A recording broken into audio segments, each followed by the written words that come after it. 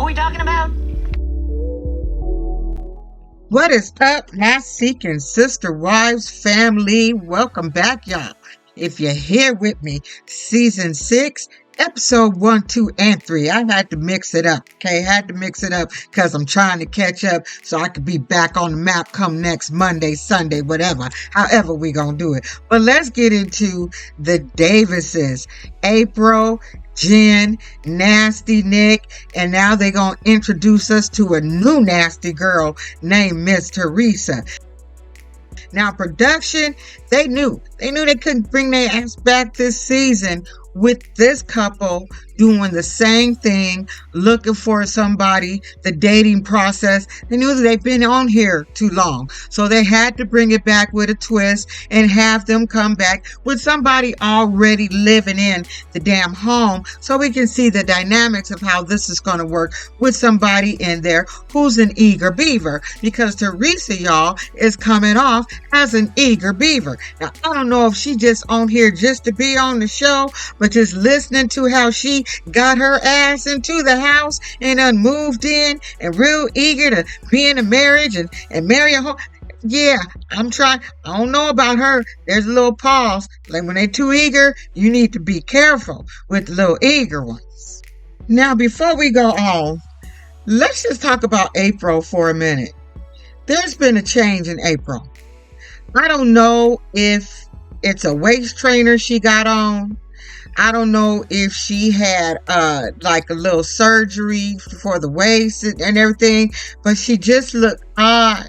And she looked like she's standing there holding her breath with her. She almost looked like she about to do a ballet spin. Now, April, she looked good. She looked snatched. I want that waist trainer, whatever she got going on. But her titties, y'all, did she have boob implants? Well, her titties always this big? She just look uncomfortable, like she is just all sucked in. Like, is it me that just noticed that? And her titties. I said, okay, maybe I need to go look at some back pictures because I don't remember her boobs being that up and firm. Like they popped it up there, y'all. They popped it up there. So April came back this time snatched with a little snatch waist and her little boobies up. She trying to keep up with the girls. So as we figured, Danielle didn't stick around.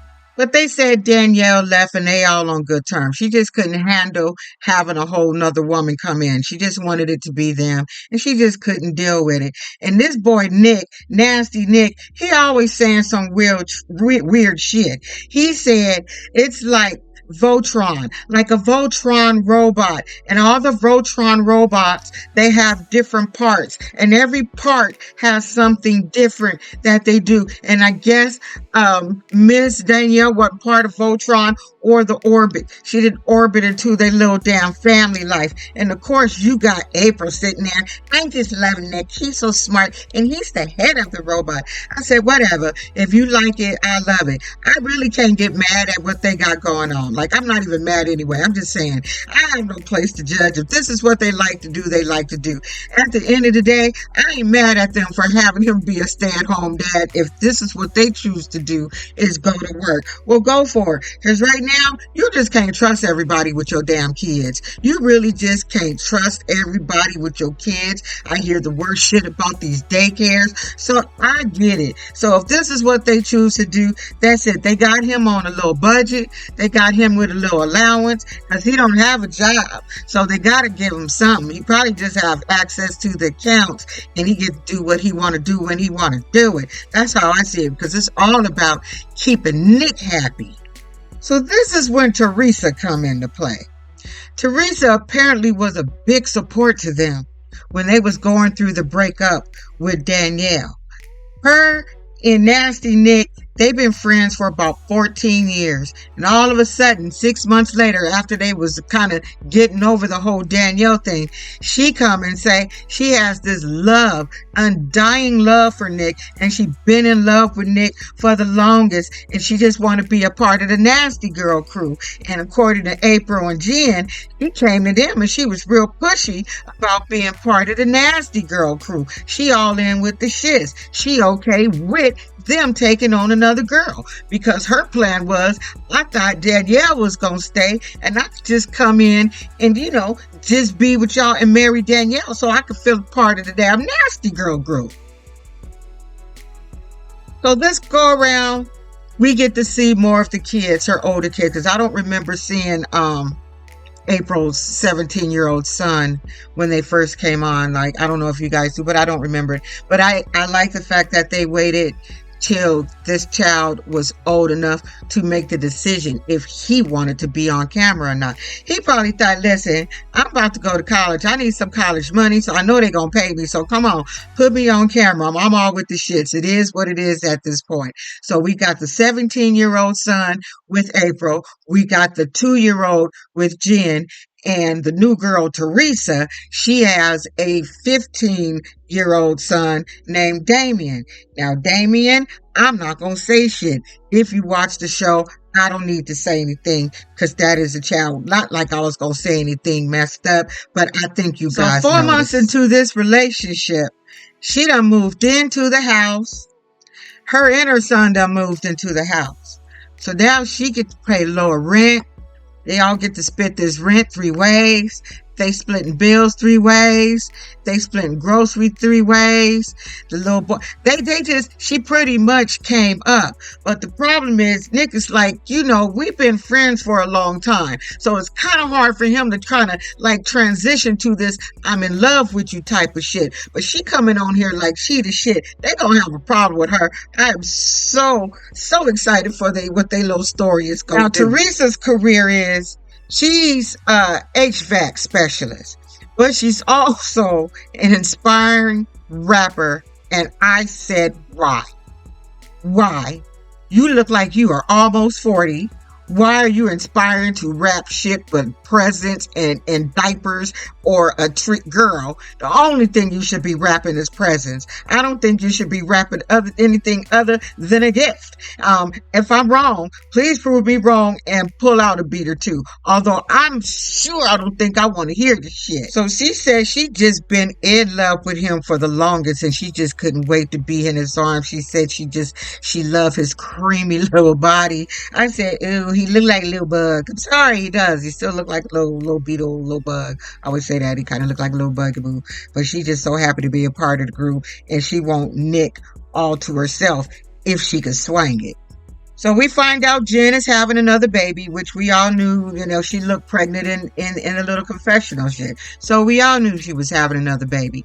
And the one worry that Teresa has, she's feeling a little jealous. She said she got a little jealousy because she's feeling like Nick may like April more or might like Jen more. But she said that's her problem. She said that's her problem because Nick already has so much going on. He don't need to deal with my feelings and how I'm feeling. She didn't say that, but she might as well. I'm telling you right now, Teresa, Jen is his favorite, and Jen has always been his favorite, and she gonna continue to be his damn favorite, just to let you know, in case you didn't know. So they love giving people the shock value. I think Nick loves it because he just thinks really highly of his damn self. He loves giving these people the shock value that these are his 2 wives. This is his girlfriend, and he's the king of the shit. They went to this little alpaca thing and to look at these alpacas. Am I saying that shit right? I could be saying that shit wrong. And he had to tell the man, this is my 2 wives, and this is my girlfriend. This is my family. Then they said, well, the alpacas are polygamous too. They kind of roll the same way. Everybody want to be like Nick, but I don't, child. Everybody want to be like Nick when he just like, these are my bitches. Look at all my bitches. You know what I want to see, Nick? If you come back next season, I want to see you with a black woman. Can you just mix it up? Hispanic, Asian. I just want to see you with something other than what you've been getting. Not that I have a problem with it. Please don't get me wrong, my little white friends that probably be watching. I just want to see him with another color. Garrett did it. Garrett done went into the chocolate box. Now, I don't know if Jen and April, if they just getting sick of Bugaboo, the nasty Nick, because they just pushing Nick off. Like, yeah, here's go out, take your ass out on a date. We need you to get more involved with Teresa because we tired, we work, we've been taking care of kids. We want to go to sleep. So you go ahead and just go ahead and go date Teresa, take her out on a date. They bought him a little suit and everything. Look at him coming down in this little suit. that he bought with his damn allowance. So they go out on this date, and this girl is tall.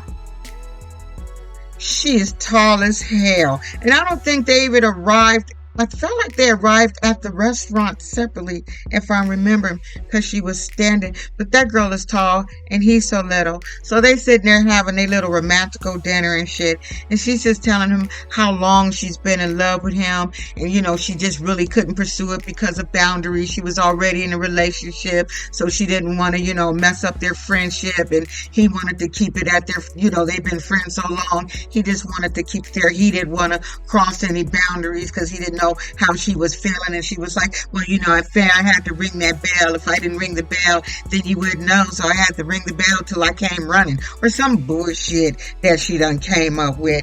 But she's just, like you said, she too eager. And I could tell Nasty Nook Lick is looking at her going, she a little bit too eager. He's not there on the romantic side yet. So I don't know if you saying that, why'd you ever let her move into the house? Because she's feeling, if you moved her into the house, you feeling the same way she feeling. Am I wrong about that? Because he's saying he could do the nasty all day long. But this friendship thing got him a little blocked. So that little romantic side of it, he ain't with it just yet. And he said he don't want to mess up the friendship. I'm like, sir, you already messed up the friendship when you got with her, when you slept with her, when you moved her into the house. That's it. So if y'all break up, you're not going to break up in a good way and still be friends. You're not, unless you're mature enough to get over the bullshit. So, sir, you've already got the friendship shit a little fucked up already, Nick. But what had me dying, and if you watched it, what had me dying is when they went outside and they was ending their day, and he had to then he had to stand on his tippy toes. Let me show you. He had to stand on his tippy toes just to kiss her. I fell out laughing. Then she did the most disrespectful shit you could ever do to a man. But so he's so confident, it didn't bother him. She picked his little ass up off the ground, off her feet, and spun him around like, I said, oh my God, did she just pick this man up and spin him around? She probably be doing you wrong in the bedroom, in that boom boom room. You'd probably be getting boom boomed all over that room. She'd probably be picking you up and making you, oh child, I just had all kind of little shit just going to. So now we at the house. The kids is chilling. All the nasty girls, they downstairs. Nick come out and he bring them wine. They just love how he just sets the mood and get them wine and make sure they have food and make sure that they relax. As he fucking should. He's a housewife. That's what he's supposed to do. Nasty Nick is a housewife. That is his job. You guys are buying them clothes, paying his rent, buying food. That's his job, to make sure you guys have a little bit of ambiance when you guys get off work. All three of you hard working ladies working for Nasty Nick. He talks about that's the shit he better be doing. So Teresa hauls off and say, listen, I'm ready for us to start dating again because I want to get married to be a part of the family. I want the last name. Nick was like, oh, wait a minute, Eva. Pump your brakes. You just got here. I'm still trying to get adjusted to you. We're not even sure we want to keep you in the nasty girl clique as it is right now. So you just need to pump your brakes. I ain't even there loving you right now. We not in love or nothing. I'm just lusting over you right now because you're a new toy to play with. He ain't ready for that shit. He's like, She said, so you think about, would you even think about like going back to Danielle? And that was a hell no for everybody. Nick was like, nope, that door is shut. We ain't doing that shit. And April was like, nah, I ain't going through that emotional, tragic ass broad no more. She too damn emotional. We ain't doing none of that shit. So you just count her out the picture. She done X over. It's a wrap. So like I said, April and Jen, they've been working hard all day. They tired. They said, go ahead, we going to bed. Maybe you two should spend some time together. Spend some alone time together. Go to the boom boom room, the zoom room. We don't even give a shit what you do. But we going, go ahead. We done had this wine, you done fed us. We going to sleep. So they go out to the hot tub. She take off her clothes. She's like, yeah, you look like you don't need to go to the gym at all. So they all in a hot tub doing their little hot tub stuff. But like Nick said, Nick's like, I ain't ready for all this love shit. We could go do nasty and boom boom room. But that romantic part, he said he's just not there in his head yet. He's just not there. Like I said, if you're not there yet, why did you let her move in and be a part of the nasty girl clique? Because how is she to know? You know, for me as a woman, if you got me moving into your house, then I'm thinking you feeling the same way I'm feeling, or why else would I be here if you're not feeling the same way? And there's nothing romantic. You don't feel the romance. You just feel like, I didn't get what he was saying with that, but it sounds like you just a toy right now, ma'am. You just a toy. And you too eager. And I think that's going to turn everybody off because you too eager. You already saw how Danielle was moving, and their issue was that she didn't want to bring in another person. So you real eager, knowing how to play the game, saying, I'm cool with all that shit. That's why you so in a hurry for them to go start dating, just so you can prove you with it. But you too eager. I don't know. You too fucking eager. They better watch this, broad. But it's gonna get a little heated after the scenes I watched. Okay, y'all, let's talk about this next person before I go. Now, I can't remember their names, but right now I'm just gonna call him Jazz Hands. Now, Jazz Hands and his wife, they have known each other since middle school. She had to pursue him because everybody thought this man was on the other side because he just act like he on the other side. But he said, I'm not. I like titties too much. So I'm not on the other side. It's just, I just have jazz hands and I like plays and I like musical. So this is her idea. They got 2 kids already. I don't think they twins. I think they probably 1 year apart. I don't think they twins. So this is the first time them trying to do this sister wife shit, which makes me think you're just trying to be on the show. They just needed a filler. So she's the one who came up with this idea for them to get a sister wife because with her first 2 kids, she had to do IVF.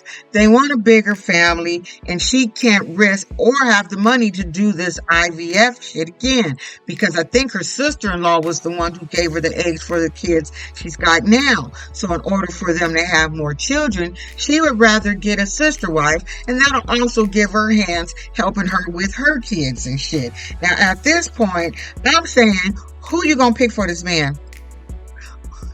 The only type of broad, in my opinion, that would work for Jazz Hands would be like a nerdy kid who likes like Dungeons and Dragons or some type of shit. That's the only type of person I can see him, a person going for a person like him. And at this point, nobody in their family knows, okay? Nobody in their family knows. His mother is aware of what they're trying to do.